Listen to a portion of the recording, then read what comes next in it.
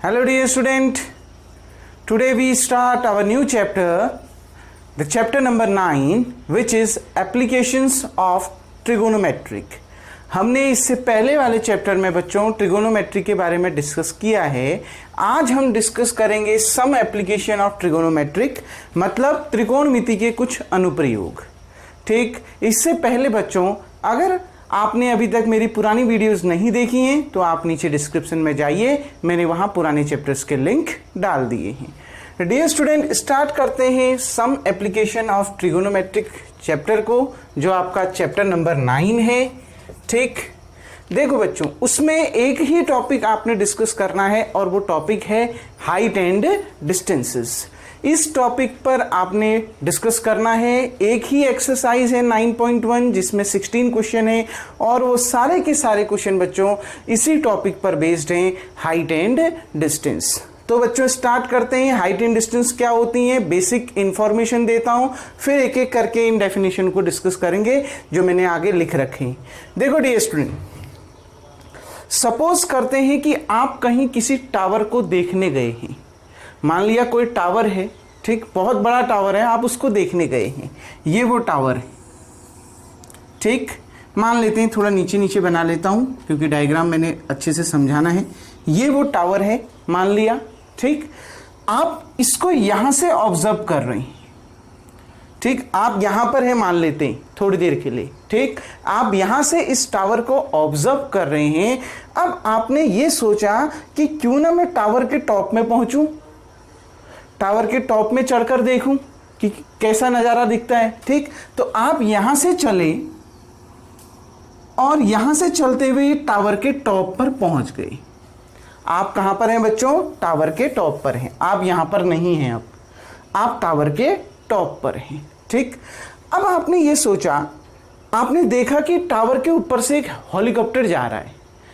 अब आपने ये सोचा बच्चों कि ये टावर खुद इतना ऊंचा है, ठीक, इतना बड़ा तो ये टावर है, फिर इसके ऊपर से भी एक हेलीकॉप्टर जा रहा है, इसका नज़ारा कैसे होगा। तो एक हेलीकॉप्टर मान लिया यहां पर है, ठीक, ये पॉइंट को हमने मान लिया बी, आप यहां पर हैं ए पर।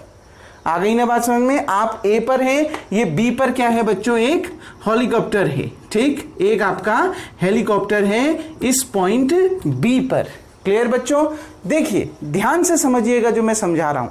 आपने क्या किया, एक टावर देखने आप गए, आपने कहा मैं क्यों ना वो टावर के टॉप पर चढ़ूं। ये क्या है, ग्राउंड सरफेस है, अर्थ सरफेस है। क्लियर, पृथ्वी की सतह है। ठीक हो गया बच्चों, ये वो टावर है। ठीक, इसके टॉप पर आप खड़े हैं। यहां से आपने देखा कि एक हेलीकॉप्टर उस टावर के ऊपर से जा रहा है। ये वो हेलीकॉप्टर की पोजीशन है बी। ठीक, आप यहां पर हैं, आपने अपनी आंखों से हेलीकॉप्टर को यहां पर देखा तो एक लाइन खींच देते हैं बच्चों। क्लियर, एक हमने लाइन खींच दी। इस लाइन ए बी का नाम क्या हो गया, लाइन। इस लाइन का नाम क्या हो गया आपका, ए बी। बच्चों इस लाइन को बोलते हैं लाइन ऑफ साइट, यानी line of vision, line of site. Hindi में बोलते हैं दृष्टि रेखाएं, इसको हम दृष्टि रेखा बोलते हैं। कहने का मतलब, आप यहां से देख रहे हैं ना, आप क्या हैं, ऑब्जर्वर। आप क्या हैं, ऑब्जर्वर। ये क्या है, ऑब्जर्वेशन पॉइंट, ये ऑब्जेक्ट है जिसको आप देख रहे हैं। तो देखो बच्चों, it is defined as line of sight, it is defined as the line joining the observer to the point of observation. यानी ऑब्जर्वर और ऑब्जर्वेशन पॉइंट को मिलाने वाली जो रेखा है वो क्या कहलाती है, लाइन ऑफ साइट कहलाती है। आ गई ना बात समझ में बच्चों। आप यहां पर हैं और आपने यहां से हेलीकॉप्टर को देखा। आप जिस चीज को देख रहे हैं, जहां पर खड़े होकर आप जिस चीज को देख रहे हैं, वो उन दोनों पॉइंट्स को जब हम मिला देंगे तो एक लाइन बनेगी। वो लाइन क्या होगी, आपकी लाइन ऑफ साइट होगी। समझ में आ गया, दृष्टि रेखाएं होंगी। क्लियर बच्चों, चाहे आप नीचे को देख रहे हैं चाहे आप ऊपर को देख रहे हैं। क्लियर बच्चों, ठीक, आप जहां पर खड़े होकर जिस ऑब्जेक्ट को देख रहे हैं उन दोनों पॉइंट्स को मिलाने वाली जो रेखा है बच्चों, वो क्या कहलाती है, लाइन ऑफ साइट कहलाती है। क्लियर, तो इतना समझ में आ गया होगा। Line of sight, it is defined as the line joining the observer observer आप हैं, to the point of observation, point of observation, observation जिसको आप देख रहे हैं उसका पॉइंट क्या है बी, किसको देख रहे हैं हेलीकॉप्टर, तो इन दोनों पॉइंट्स को आपने मिला दिया तो ये ए बी लाइन बनी, उस लाइन को हम क्या कहते हैं लाइन ऑफ साइट। क्लियर बच्चों, ये मैंने क्या बोला, अर्थ सरफेस है, पृथ्वी की सतह है, इसके पैरेलल एक ए से होकर एक लाइन खींच दीजिए, ये इसके पैरेलल हमने एक लाइन खींच दी। क्लियर बच्चों, ठीक, इसके पैरेलल इसी ग्राउंड सरफेस, इसी अर्थ सरफेस के पैरेलल हमने ए से एक लाइन खींच दी, इस लाइन को बोलते हैं बच्चों हॉरिजॉन्टल लाइन। क्षैतिज रेखा है ना, सीधे एक्स एक्सिस के पैरेलल, एक्स एक्सिस में दिख रहा है, ये वाई एक्सिस होती है, ये एक्स एक्सिस होती है, ये वाई एक्सिस हो गई और ये आपका क्या हो गया एक्स एक्सिस। अगर ये वाई एक्सिस है तो ये क्या हो गया बच्चों एक्स एक्सिस। तो इस रेखा को क्या कहते हैं हॉरिजॉन्टल लाइन कहा जाता है। तो ये वाली लाइन क्या हो गई बच्चों आपकी हॉरिजॉन्टल लाइन, या फिर इसको कहते हैं हॉरिजॉन्टल लेबल। और ये वाली लाइन ए बी क्या हो गई आपकी लाइन ऑफ साइट। क्लियर बच्चों, इतना आ गई ना बात समझ में, ठीक, ये छोटी छोटी चीजें समझ में आनी चाहिए। अब हमने क्या किया, इस बी पॉइंट से इस ग्राउंड पर एक परपेंडिकुलर लाइन खींच दी। क्लियर, ये ग्राउंड पर जो अर्थ सरफेस है इस बी से उस पर एक परपेंडिकुलर लाइन ड्रॉ कर दी इस तरीके से। क्लियर बच्चों, इस तरीके से हमने एक परपेंडिकुलर लाइन ड्रॉ कर दी। परपेंडिकुलर लाइन ये 90 डिग्री का एंगल आपका बनाती। क्लियर बच्चों, अब देखो एक चीज, अब हमने यहां पर नई चीज समझनी है जिसको कहते हैं एंगल ऑफ एलिवेशन, यानी उन्नयन कोण। हिंदी में इसको बोला जाता है उन्नयन कोण और इंग्लिश में एंगल ऑफ एलिवेशन। बच्चों एंगल ऑफ एलिवेशन क्या होता है, देखो ये लाइन ऑफ साइट जो दृष्टि रेखाएं हैं और हॉरिजॉन्टल लाइन, इन दोनों लाइन के बीच बनने वाला एंगल, ये ठीक, इन दोनों लाइन के बीच बनने वाला एंगल। लेकिन उसकी एक शर्त है क्या, कि जो ऑब्जेक्ट है जिसको आप देख रहे हैं वो हॉरिजॉन्टल लाइन से ऊपर होनी चाहिए। आ गई ना बात समझ में, यानी एंगल ऑफ एलिवेशन क्या, वो एंगल आपका एंगल ऑफ एलिवेशन कहलाएगा जो लाइन ऑफ साइट और हॉरिजॉन्टल लाइन के बीच बनता है। लेकिन उसकी शर्त यह है कि जो ऑब्जेक्ट है जिसको आप देख रहे हैं वो हॉरिजॉन्टल लाइन के ऊपर होना चाहिए। कहां होना चाहिए, हॉरिजॉन्टल लाइन के ऊपर। देखिए ऑब्जेक्ट किसको देख रहे हैं आप, बी को देख रहे हैं ना, ये कौन सी लाइन है, हॉरिजॉन्टल लाइन है, और ऑब्जेक्ट कहां है, हेलीकॉप्टर कहां है, हॉरिजॉन्टल लाइन के ऊपर। तो इस समय लाइन ऑफ साइट और हॉरिजॉन्टल लाइन के बीच जो एंगल बन रहा है बच्चों उसको बोलते हैं एंगल ऑफ एलिवेशन। इसको क्या बोला जाता है, एंगल ऑफ एलिवेशन। देखिए एंगल ऑफ एलिवेशन क्या है बच्चों, angle of elevation it is defined as the angle formed by the line of sight, किसके द्वारा, लाइन ऑफ साइट के द्वारा, विद द हॉरिजॉन्टल लाइन। और वो लाइन ऑफ साइट और किसके बीच में बन रहा है एंगल, हॉरिजॉन्टल लाइन के बीच वो एंगल बन रहा है when the object is above the horizontal level. जो ऑब्जेक्ट है बच्चों वो हॉरिजॉन्टल लेवल से कहां होगा, ऊपर होगा। तो ये एंगल आपका क्या कहलाएगा बच्चों, एंगल ऑफ एलिवेशन कहलाएगा। ये जो एंगल थीटा है इस समय, ये एंगल क्या कहलाएगा, एंगल ऑफ एलिवेशन। मैं यहां पर लिख देता हूं एंगल ऑफ एलिवेशन। क्लियर, आ गई ना बात समझ में, यहां तक समझ में आ गया ना बच्चों, ठीक। इस पॉइंट को हम सी मान लेते हैं, इस पॉइंट को डी और इस पॉइंट को ई मान लेते हैं। क्लियर, समझ में आया एंगल ऑफ एलिवेशन क्या है, लाइन ऑफ साइट क्या है। लाइन ऑफ साइट तो बहुत बढ़िया, जहां पर आप हो वहां से आप जिस पॉइंट को, जिस ऑब्जेक्ट को देख रहे हो उन दोनों पॉइंट्स को जब हम मिला देंगे तो जो लाइन बनेगी वो लाइन ऑफ साइट है।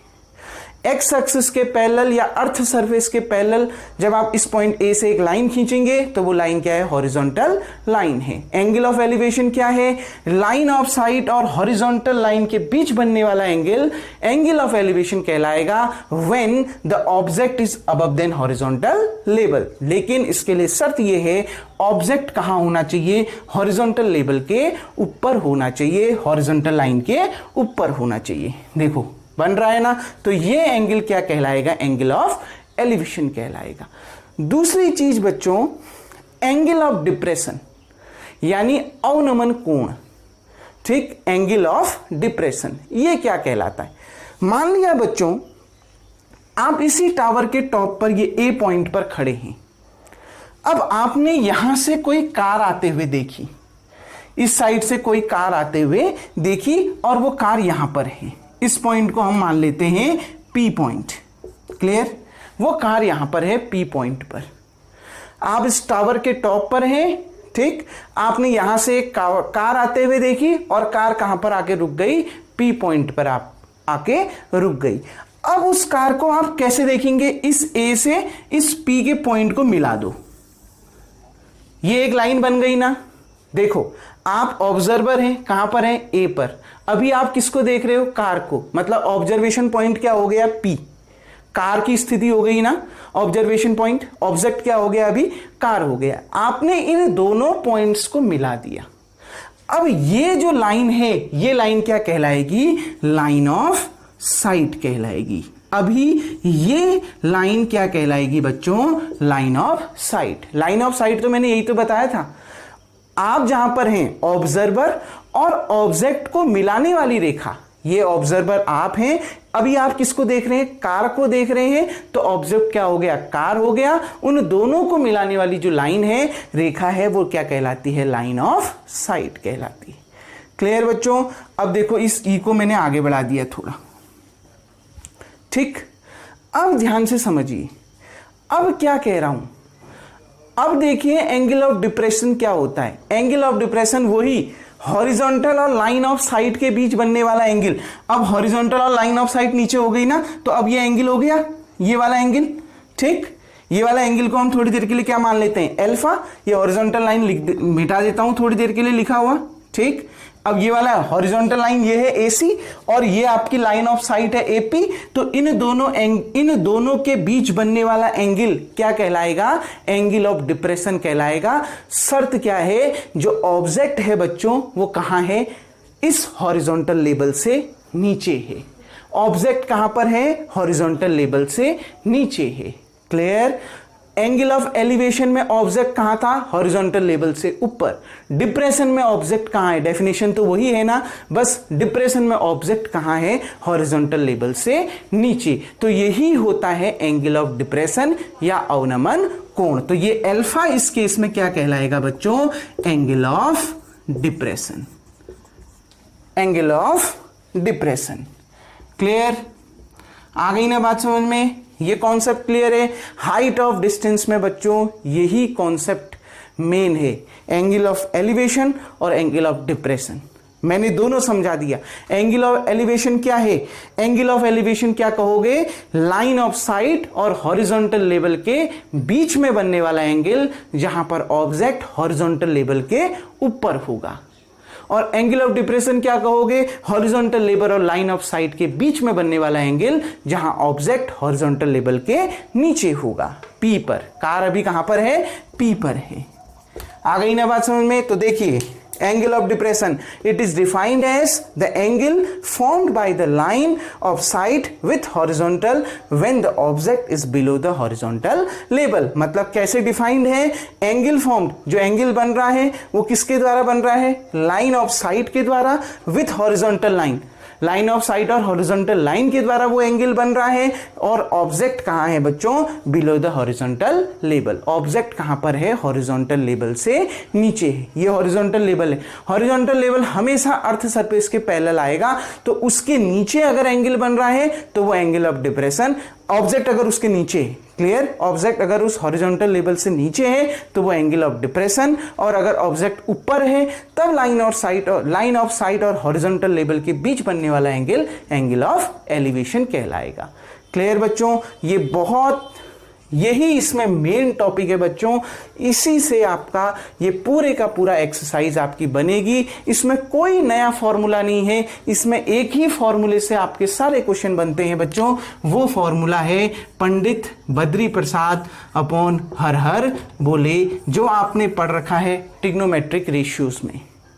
क्लियर। बस इसी का कॉन्सेप्ट का यूज करके इसमें ये बाकी क्वेश्चन बनते हैं। एक एग्जाम्पल के तौर पर मैं आपको एक क्वेश्चन करवाता हूं, फिर आपकी नेक्स्ट वीडियो से बच्चों एक्सरसाइज को स्टार्ट करूंगा। सबसे पहले वीडियो को पॉज करके आप इतना उतार लेंगे। ध्यान रखें, ये कंफ्यूजन मत होना फिगर में कि एंगल ऑफ एलिवेशन और एंगल ऑफ डिप्रेशन क्या है। बच्चों उन्नयन कोण और अवनमन कोण, ये थीटा और अल्फा, इसमें अगर आप अंतर समझ गए तो आपके ये सारे क्वेश्चन बहुत इजीली बन सकते हैं। अब मैं आपको एक एग्जांपल समझाता हूं। एग्जांपल के तौर पर इसमें पूछा क्या जाता है इन क्वेश्चनों में, फिर उन पे हम डिस्कस करेंगे। क्लियर बच्चों? तो सबसे पहले वीडियो को पॉज करके आप इस डेफिनेशन को और डायग्राम को अच्छे से बना लेंगे।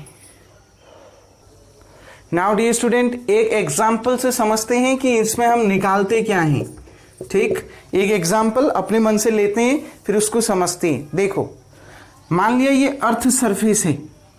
ठीक, यहां पर इस पॉइंट को हमने मान लिया क्या, ए, और इस पॉइंट को हमने मान लिया बी।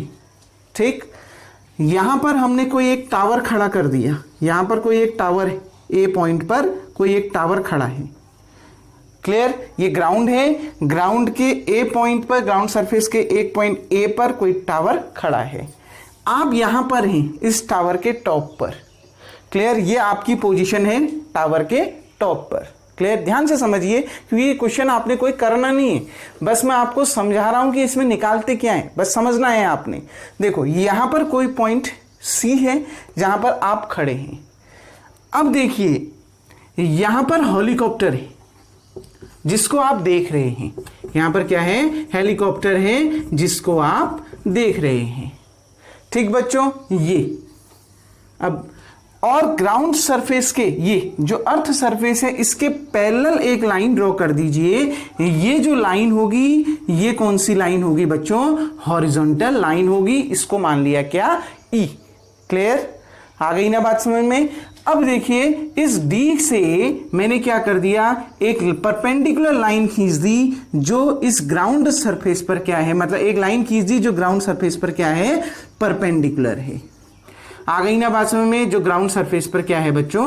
परपेंडिकुलर है। परपेंडिकुलर क्यों कहा? क्योंकि आप किसका यूज कर रहे हो? Trigonometric ratio. Height and distance में जो भी क्वेश्चन बनेंगे वो ट्रिग्नोमेट्रिक रेशियो का यूज करके बनेंगे। Sine theta, cos theta, tan theta, cot theta. Clear बच्चों? और आपको पता है ट्रिग्नोमेट्रिक रेशियो जब आप पढ़ते हैं तो कौन सा ट्राइंगल पढ़ते हैं? राइट एंगल ट्राइंगल पढ़ते हैं। इसलिए ये परपेंडिकुलर लाइन है, मतलब ये एंगल भी 90 डिग्री, ये भी एंगल कितना? 90 डिग्री। ये वाला एंगल भी 90, ये वाला भी 90। क्लियर बच्चों? अब देखिए, इतना समझ में आया? आपसे क्या बोला, ये ग्राउंड है। ठीक, इस ग्राउंड के ए पॉइंट पर एक टावर खड़ा है। आप इस टावर के टॉप सी पॉइंट पर हैं। वहां से आप एक हेलीकॉप्टर डी को देख रहे हैं। ये डी पर हेलीकॉप्टर है, इसको देख रहे हैं। तो आपने इन दोनों पॉइंट्स को मिला दी, एक लाइन बन गई। ये लाइन क्या कहलाई? Line of site. इस ग्राउंड के पैरेलल आपने एक लाइन खींच दी।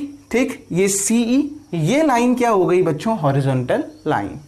अब देखिए, ये जो हॉरिजॉन्टल लाइन और लाइन ऑफ साइट के बीच बनने वाला एंगल है, वो कौन सा एंगल है? एलिवेशन या फिर डिप्रेशन? ये एंगल कौन सा है? एलिवेशन एंगल है, उन्नयन कोण है। क्यों? क्योंकि ऑब्जेक्ट हॉरिजॉन्टल लेवल से कहां है? ऊपर है। ये देखो, डी है ना ऑब्जेक्ट, हेलीकॉप्टर यहां है। ठीक, तो ये हॉरिजॉन्टल लेवल से ऊपर हेलीकॉप्टर है। इसका मतलब है ये जो इनके बीच में एंगल बनेगा थीटा, ये थीटा कैसा एंगल होगा? एंगल ऑफ एलिवेशन होगा। आ गई ना बात समझ में? क्लियर? क्यों कहा एंगल ऑफ एलिवेशन, उन्नयन कोण? समझ में आ गया ना बच्चों? क्योंकि ऑब्जेक्ट हॉरिजॉन्टल लेवल से ऊपर है। कॉन्सेप्ट समझ में आ गया होगा। अगर आपको गिवन है बच्चों, देखो मान लिया गिवन है आपको A B equals to 10 metre. आपको इसमें ये दिया है, ए बी दिया है 10 मीटर। ठीक, ए सी दिया है 100 मीटर। ए सी कितना दिया है? 100 मीटर। क्लियर बच्चों? और आपसे यह बोला गया जो एंगल ऑफ एलिवेशन है, एंगल ऑफ एलिवेशन आपको दिया गया, angle of elevation equals to, यानी थीटा इक्वल्स टू आपको 45 डिग्री दिया हुआ है, मान लिया। क्लियर? ये सब सपोज कर रहा हूं क्योंकि क्वेश्चन में दिए रहेंगे। एक ने एक साइड आपको दी होगी, बाकी साइड निकालनी होगी या कुछ साइड आपने निकालना होगा। वैसे ही क्वेश्चन है, मैं तो एक खाली एक एग्जांपल समझा रहा हूं। तो मान लिया आपको ये ए बी दिया है और ये ए सी दिया है। ठीक, और एंगल ऑफ एलिवेशन थीटा भी दिया है। क्लियर बच्चों, कितना 45 डिग्री। आपने निकालना है इस क्वेश्चन में डीई, आपने डीई को फाइंड करना है, ये इतना फाइंड करना है डीई। क्लियर बच्चों, आपने ये निकालना है। कैसे निकलेगा, चलो डीई तो बहुत आसान हो जाएगा, मान लेते हैं आपने डी भी निकालना है, डीई भी निकाल, देखो डीई भी निकालूंगा, लेकिन आपने दो चीज निकालनी है, डीबी एंड डीई। लीजिए दो चीज लिख लेते हैं। क्लियर, आपने ये डीबी भी निकालना है और ये डीई भी निकालना है। अब कैसे निकालेंगे, ध्यान से समझो बच्चों।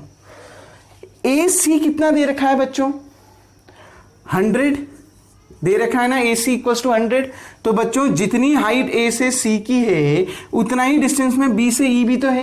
ये जितना डिस्टेंस ए सी जितना है उतना ही तो बी ई भी है, क्योंकि ये सी ई लाइन तो हॉरिजॉन्टल लेवल में है, ये तो हॉरिजॉन्टल लाइन है सीधी जो इसके पैरेलल है।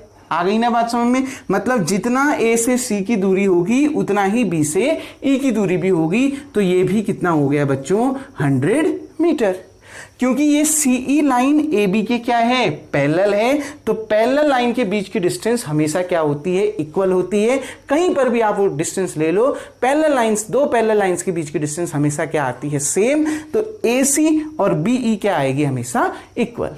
क्लियर, क्योंकि ए बी और सीई पैरेलल हैं, तो जितना ए बी है उतना ही क्या है, सीई भी है।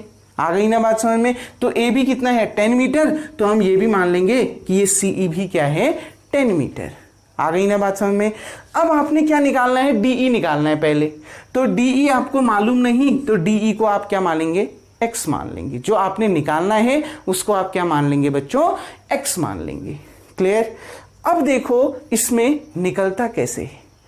आपने सबसे पहले डीई निकालना है, तो डीई कौन से ट्राइंगल में है वो देखो, इन ट्राइंगल डी सी ई, ठीक, इन ट्राइंगल डी सी ई। निकालने का तरीका बता रहा हूं मैं, नोन अपॉन अननोन, मतलब जो आपको मालूम है, जो साइड आपको मालूम है वो अपॉन जो साइड आपने निकालनी है वो करिए, ठीक। उसका उल्टा भी कर सकते हैं। क्लियर बच्चों, कहने का मतलब क्या है, देखो इसमें कौन सी साइड आपने निकालनी है, डीई, तो डीई ऊपर आ गया, क्योंकि ट्रिग्नोमेट्रिक रेशियो का यूज करते हैं ना, तो साइड का क्या निकालते हैं, रेशियो निकालते हैं, पढ़ा है ना आपने।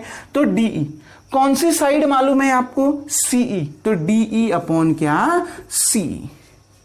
आ गई ना बात समझ में। जो आपने निकालना है अपॉन जो आपको मालूम है उनका रेशियो निकाल दोगे। क्लियर, अब जरूरी नहीं है डीई अपॉन सी ही करो, आप सीई अपॉन डीई भी कर सकते हो। क्लियर बच्चों, तो भी आपका आंसर सही आएगा। आ गई बात समझ में, कंफ्यूजन बिल्कुल भी नहीं लेना है, बिल्कुल अपने मन में डाउट मत लेना कि ऐसा ही क्यों लिया, आप सीई अपॉन डीई भी ले सकते हो, ठीक। लेकिन ध्यान रखना, जो साइड आपने निकालनी है एक वो होनी चाहिए, और जो साइड आपको दिया है एक वो होनी चाहिए। ये गिवन रेशियो में एक साइड जो आपने निकालनी है वो होनी चाहिए, एक साइड जो आपको दी है वो होनी चाहिए। क्लियर बच्चों, तो डीई अपॉन सीई आपने लिख दिया। अब ये किसके बराबर होगा, देखो ये 90 डिग्री है, यहां पर क्या है, एंगल थीटा बन रहा है। मैंने आपको समझाया था जो एंगल बनता है उसके सामने वाली साइड परपेंडिकुलर होती है, मतलब ये डीई क्या है, परपेंडिकुलर है। क्लियर, ये डीई क्या है, परपेंडिकुलर है। जहां पर 90 डिग्री होती है उसके सामने वाली साइड क्या होती है, हाइपोटेनस। अब इसमें तो हाइपोटेनस है नहीं, तो अपने आप ये हाइपोटेनस हो गई, ये परपेंडिकुलर हो गई, तो ये क्या हो गई बच्चों, बेस हो गई। तो आपको एक तो पी दिया है और अपॉन में क्या दिया है, बेस दिया है। क्लियर, आ गई ना बात समझ में। देखो पंडित बद्री प्रसाद अपॉन हर हर बोले, परपेंडिकुलर अपॉन बेस, पहला किसका होता है, साइन का, दूसरा किसका होता है, कॉस का, तीसरा किसका होता है, टेन का। तो P अपॉन बी किसका फॉर्मूला, टेन थीटा। यहां थीटा की जगह में कितना है बच्चों, थीटा आपको कितना दे रखा है, 45 डिग्री। तो थीटा की जगह में आपने कितना रख दिया, 45 डिग्री। क्लियर, आ गई ना बात समझ में। अब देखो डीई अपॉन सीई है, अपॉन में है ना, इक्वल टू के उधर जाएगा तो मल्टीप्लाई में, DE equals to 1045 degree into C. बच्चों 1045 याद होनी चाहिए। अब ये एंगल 1045 कितना होता है, 1। मैंने पूरी टेबल आपको समझाई थी कैसे लर्न करना है, और लर्न हो जानी चाहिए। लर्न नहीं होते हैं तो टेबल बना लेना, ठीक। तो 1045 कितना 1 इंटू सीई कितना दे रखा है बच्चों, सीई कितना निकला है 10, तो 1 इंटू 10 कितना आ गया 10 मीटर। क्लियर बच्चों, तो देखो निकल के आ गया ना, डीई कितना आ गया आपका, डीई निकल के आ गया 10 मीटर। कोई डाउट, आ गई ना बात समझ में, ठीक। अब देखो दूसरा क्या निकालना है, डीबी। नाउ डीबी भी बहुत आसान है बच्चों।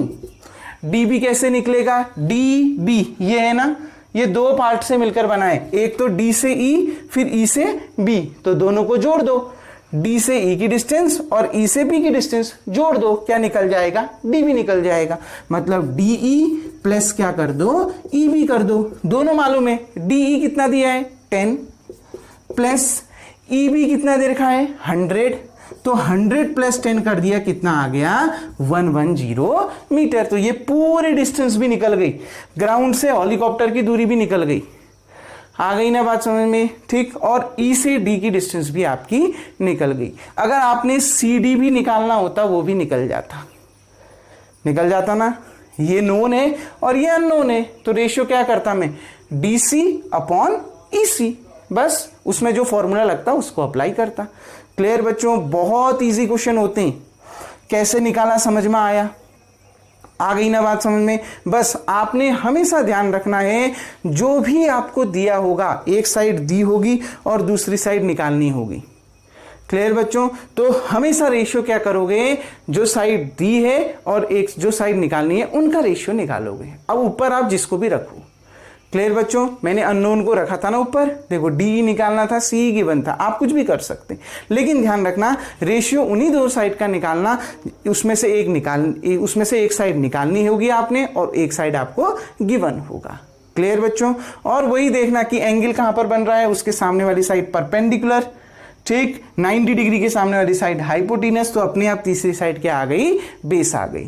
क्लियर बच्चों, आ गई ना बात समझ में। देखो डीई निकल गया और फिर आपने डी भी निकालना था, 100 प्लस 10 कर दिया, आपका कितना आ गया 110 मीटर, 110 मीटर बी से डी तक की डिस्टेंस निकल के आ गई। क्लियर, आ गई ना बात समझ बच्चों। तो उम्मीद करता हूं ये कॉन्सेप्ट आपके समझ में आया होगा, angle of elevation, angle of depression समझ में आया होगा, इन क्वेश्चनों में निकालना क्या है आपको ये समझ में आया होगा। डियर स्टूडेंट, ये चैप्टर बहुत ज्यादा इंपॉर्टेंट है क्योंकि इसमें से एक क्वेश्चन ही बोर्ड में आता है और वो 6 नंबर का आता है। यूबीएससी उत्तराखंड बोर्ड जो हम लोग पढ़ते हैं, जो यूबीएससी बोर्ड है बच्चों, उसमें ये क्वेश्चन 6 मार्क्स का पूछा जाता है। और जो सीबीएसई बोर्ड वाले बच्चे हैं, अगर वो भी मेरी वीडियोस देखते हैं तो ध्यान रखें, आपके सिलेबस में, आपके पेपर में ये जो क्वेश्चन है वो 4 नंबर का पूछा जाता है और एक ही क्वेश्चन पूछा जाता है। यूबीएससी वाले ध्यान रखें 6 मार्क्स का पूछा जाएगा और सीबीएसई वालों से केवल 4 मार्क्स का पूछा जाएगा और आएगा केवल एक ही क्वेश्चन।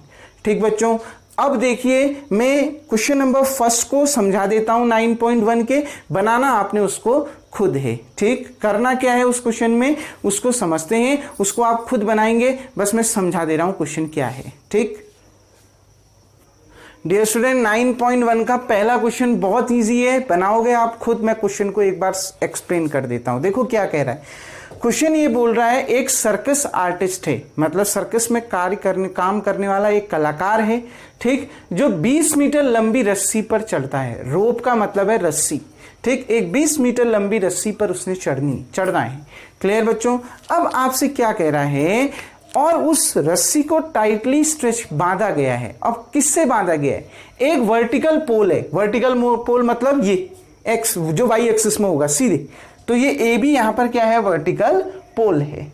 क्लियर, ठीक, वर्टिकल पोल का टॉप पॉइंट क्या है ए और बॉटम पॉइंट क्या है बी, और ये बीसी क्या है, ग्राउंड है। हॉरिजॉन्टल लेवल है ना, हॉरिजॉन्टल लेवल क्या होता है, ग्राउंड, ग्राउंड यही है। ये पोल कहां पर खड़ा है, ग्राउंड पर तो खड़ा होता है, ग्राउंड के किस पॉइंट पर खड़ा है, बी पर। आ गई ना बात समझ में, तो ये ग्राउंड है। अब आपको क्या दिया है, जो रस्सी है वो पोल के टॉप पॉइंट से ग्राउंड पर बांधी गई है। ये जो पोल है, पोल का जो टॉप पॉइंट है सबसे ऊपर ए पॉइंट है, रस्सी को इस ए पॉइंट से लेकर ग्राउंड के किस एक पॉइंट पर बांधा गया है। अब इसी तरीके से तो बांधेंगे, आ गई ना बात में, ये तो पोल हो गया, अब पोल भी यहीं, रस्सी भी यहीं हो जाएगा, काम नहीं चलेगा। क्लियर, फिगर दे रखा है आपको, तो यहां से रस्सी को ग्राउंड में बांध दिया। क्लियर, क्वेश्चन में देखो क्या बोल रहा है, ध्यान से समझिएगा। फ्रॉम द टॉप, जो ये रोप है, tied from the top of a vertical pole to the ground, मतलब इस वर्टिकल पोल के टॉप से ग्राउंड में रस्सी को बांध दिया है। क्लियर, और ये रस्सी की जो लंबाई है वो कितनी दे रखी है, 20 मीटर दे रखी है, मतलब AC आपको दिया है। और रस्सी और ग्राउंड के बीच एंगल कितना दे रखा है, 30 डिग्री दे रखा है। देखो ये रस्सी है और ये ग्राउंड है, इसके बीच का एंगल आपको कितना दे रखा है, 30 डिग्री दे रखा है। क्लियर, आ गई ना बात समझ में। आपने क्या निकालना है, आपने निकालना है height of the pole. Height of the pole क्या है, AB, दिख रहा है ना, यही तो है पोल, तो आपने क्या निकालना है, height of the pole AB बच्चों निकालना है। बहुत बढ़िया, अब भी तो ये एग्जांपल समझाया था कैसे, जो अननोन क्या है और नोन क्या है उसको देखो, जो निकालना है और जो दिया है उन दो का रेशियो निकालो, AB अपॉन AC। अब देखो ये एंगल बन रहा है तो ये परपेंडिकुलर हो गई, ये 90 डिग्री है तो ये अपने आप हाइपोटेनस हो गई। परपेंडिकुलर अपॉन हाइपोटेनस क्या, साइन थीटा, तो साइन 30 वाला फॉर्मूला लगा के ये क्वेश्चन आपका बन जाएगा। क्योंकि मैंने एक एग्जांपल आपको समझा दिया है बच्चों, तो ये क्वेश्चन आप खुद से बनाएंगे। उम्मीद करता हूं आपको समझ में आ गया होगा कि इस क्वेश्चन में आपने बनाना क्या है। बहुत आसान है, एक लाइन में इसका आंसर आपका निकल के आ जाएगा। तो डियर स्टूडेंट, अब जो इस एक्सरसाइज 9.1 के रिमेनिंग क्वेश्चंस होंगे, जो रियल में हम जो क्वेश्चन पढ़ेंगे वो अगली वीडियो से पढ़ेंगे, और तब तक आप सारी चीज़ें जो मैंने आज बताई उसको अच्छे से राइट डाउन कर लीजिएगा, लर्न कर लीजिएगा, समझ जाइएगा। अब जो नेक्स्ट वीडियो में मिलेंगे बच्चों, वो एक्सरसाइज 9.1 के क्वेश्चन स्टार्ट करेंगे। तब तक के लिए थैंक यू।